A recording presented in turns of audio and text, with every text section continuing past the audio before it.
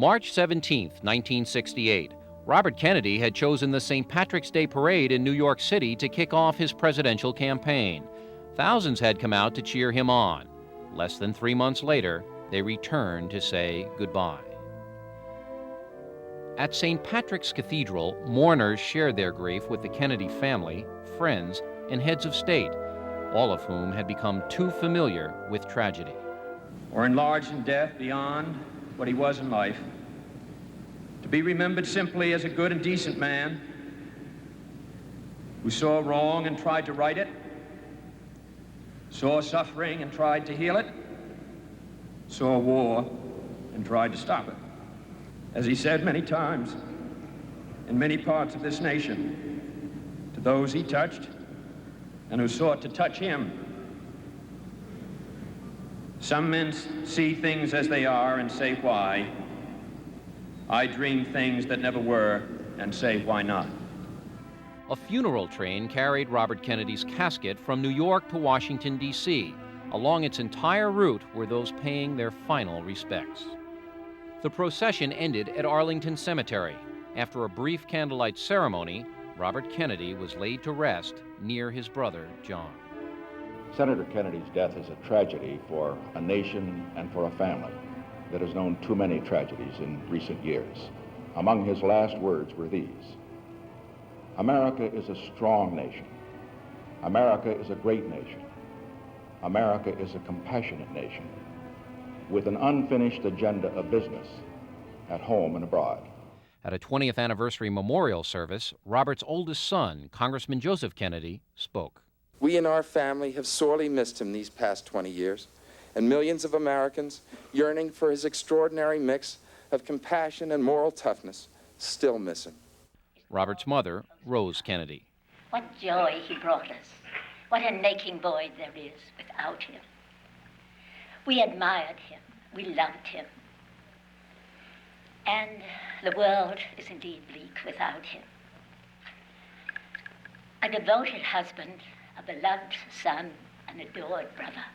I know I shall not see his like again. We can only guess at how the course of history might have changed had Robert Kennedy lived. We do know the promise that was lost. Let us dedicate ourselves to what the Greeks wrote so many years ago, to tame the savageness of man and make gentle the life of this world. Let us dedicate ourselves to that and say a prayer for our country and for our people. Thank you very much.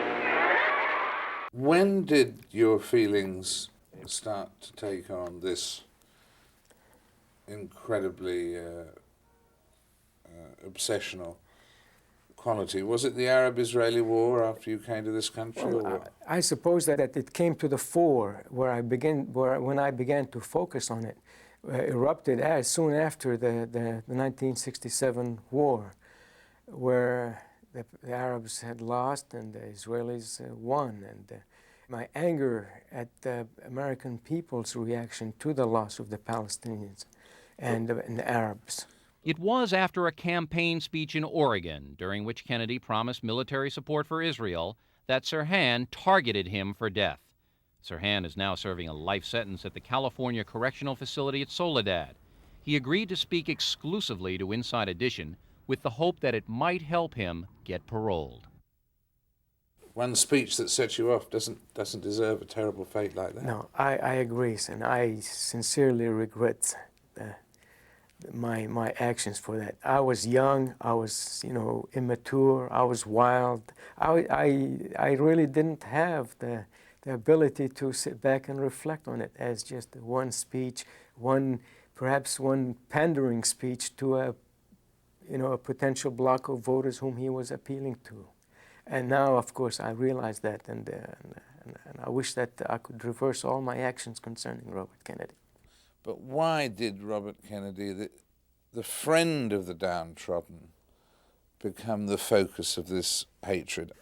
Because to me, he was my hero. He was my champion. He was the protector and the defender of the downtrodden and the disadvantaged. And I felt that I was one. And to have him say that he was going to send 50 Phantom jets to Israel, to deliver nothing but death and destruction on my countrymen. That seemed as though it were a betrayal, sir. And it was sad for me to accept, and it was hard for me to accept. And just didn't, and all my hopes were focused on Robert Kennedy. I was his supporter. That was the quality that Robert Kennedy stood for, was hope. There was that loss of hope, but at the same time, sir, you know, and this is the part that really sort of angers me, that this double standard of the politicians, and particularly Bobby Kennedy. On the one hand, during the 60s, during the campaign, he was all in favor of stopping the war in Vietnam, and he wants to bring our boys home. And in the next breath, he wants to send more bombs and more phantom jets to Israel to kill human beings, but Palestinians in this instance. In the months before the assassination, Sirhan kept a diary. In it, he wrote over and over again, RFK must die. I don't even refer to them as diaries, really. They were just scribblings more than detailed entries in a diary. But you said RFK must die by That's right, I recall that. June the 5th, things like that. But I mean, throughout that period, were your feelings just getting stronger and stronger, or what?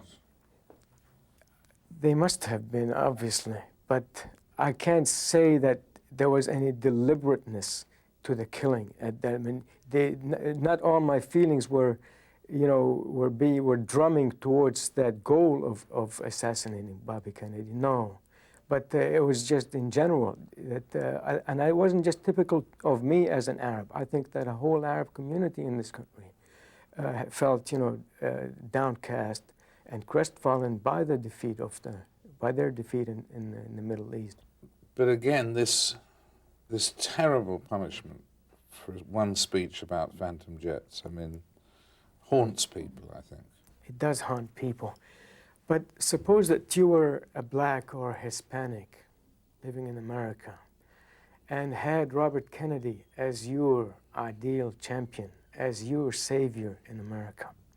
And had you all of a sudden heard him say that he was going to send some 50 jets to destroy all the black or Hispanic populations in this country, how would you have felt? And what would you have done if you thought that you could do something about it? And that's what you thought, you could do something about exactly it. Well, imagine, though, that if you were a German or if you were a Jew in Hitler's Germany, and if you had the opportunity to assassinate Hitler, I'm sure that they would have tried to do that. To me, I felt But there's no comparison between Hitler and Robert Kennedy. Agreed. But the principle, so it seems to be similar. You said in the trial, I killed RFK with 20 years of malice aforethought. Now, you obviously did not know him. What were you trying to say? I tried to really show that the Palestinian problem did not just suddenly erupt with the shooting of Bobby Kennedy, that there was a history to it that dated back to 1947 or 1948, when the State of Israel was created forcibly on the Arabs, and when the Palestinian Arabs were forced to evacuate and be expelled from their homes and lands to accommodate the new arrivals, the new Jewish arrivals in Palestine. I feel that having experienced what I have experienced in Palestine, atrocities, the killings, the violence, and just the uprooting of massive populations, it did have an impact on me, I suppose, more than it did on others. By saying this, I'm not trying to discount the seriousness of the killing. During the trial, 6 months after his brother's murder, Senator Edward Kennedy wrote a letter to the court asking that Sirhan's life be spared. It was a supreme act of mercifulness. When I read that, when I heard it read aloud in court, I was stunned by Senator Kennedy's magnanimity towards me. I didn't feel that I was deserving of it, to be honest with you. The jury recommended the death penalty anyway, and the judge ordered Sirhan taken to San Quentin, there to be put to death in the gas chamber. When you went to death row, was that a surprise, or did you think, well, if this had happened in an Arab country, it would have been an eye for an eye and a tooth for a tooth, and Well, I'd be dead anyway? it's an interesting question. If I had shot Robert Kennedy in an Arab country, I seriously doubt that any Arab jury or Arab court would have convicted. And if they did, the punishment would have been nothing more than a slap on the wrist, knowing the dynamics involved, that Robert Kennedy was an advocate of full support for Israel. That spell on death row, what were particularly your recollections of that? It was really, there was a realization that I was spending the last days of my life. And I really felt that I was going to be put to death for my offense. And I just tried to maximize as much as I could, you know, what was left of my life to realize what I might have missed out on in life and what there was that I could have, you know, reversed or corrected. Palestinian refugee Sirhan Sirhan could not vote. Instead, his day was spent polishing a skill he learned in a California public high school. I decided to go to the firing range and shoot my gun. And I spent the whole day over there. It was really a good sort of NRA type of a get-together at the gun range. And that's really my original interest in acquiring the gun, not shooting Robert Kennedy. What happened on that terrible day? Well, after I finished my activities at the firing range, I started heading home. And on the way home, I stopped by a restaurant, Bob's Big Boy, and had dinner and socialized for a while. Leaving the restaurant, I bought a copy of the newspaper, the LA Times, and started leafing through the pages to reach the sports section. And while doing so, I noticed an advertisement announcing a parade that was planned to be held that evening, and it was to celebrate the Israeli victory of the year before. And it was to be sort of an anniversary parade for the Jewish community in LA, I take it. And that sort of incensed me. And I said, well, I have nothing else to do tonight. I'm going to go down there and see what those people are up to. Sirhan got lost and ended up at a storefront campaign for a local official. Then he was told of a really big party at the nearby Ambassador Hotel. I didn't know that Senator Kennedy was down there that night.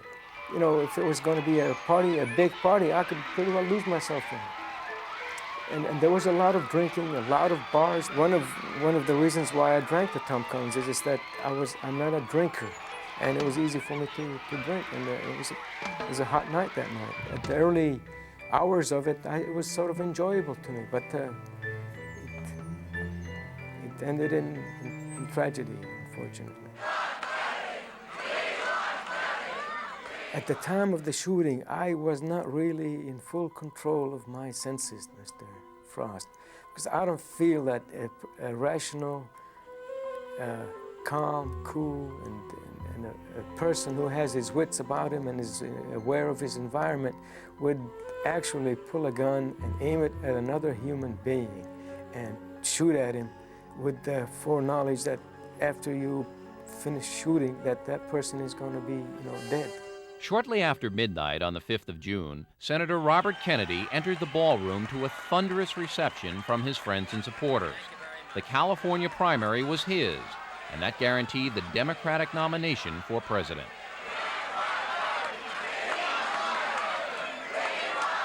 Kennedy delivered a rousing speech, thanking those responsible for their loyal support through a tough and controversial campaign. It was the shining moment of his political career. My thanks to all of you, and now it's on to Chicago, and let's win there. It was also his last. In a spontaneous decision to avoid the pressing crowd, Kennedy and his entourage chose to exit through the hotel's kitchen pantry. That change in course changed history.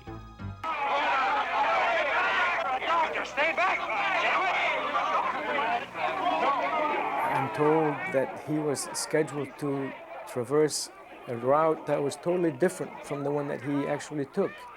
And had he, for the stroke of luck or fate, you know, had he taken the original route which he was intended for him to take, he might have been saved, and he might have been, you know, become president of the United States. I was never part of any conspiracy. For me to enter into a plot with another person to kill a third is totally out of the question. If you knew enough about human nature, as I have experienced in prisons, where two people had gone into a conspiracy, and one of them ends up on death row and the other one ends up a state witness. Looking at it in retrospect, I wish that there was a conspiracy, because had there been one, it would have aborted as soon as it was, you know, begun, and Robert Kennedy would still be alive. I had, you know, extinguished, a great star, you know, a world savior perhaps, a champion of all mankind, and it's hard for me to live with this experience myself, and it's very painful for me to live with, to be honest with you. But I'm a human being, and I have to adjust and carry on with my life. I never dreamed of ever offending the American system of government or frustrating the votes and the hopes of millions of Americans. And having done so, sir, I can't say anything but that I apologize for having done that. That's all I can offer, is my apologies and my remorse given my life situation, Mr. Fry. And I sincerely do that. A sense of shame, too? A sense of shame, regrets also. My mother, every time she visits me, tells me to make my peace with God and to be a better person. I can't offer them anything but my remorse and my understanding of their suffering and their grief for what happened. And I sincerely, again, feel that. If I could resurrect Robert Kennedy and give him back to them, I'd do it just like that.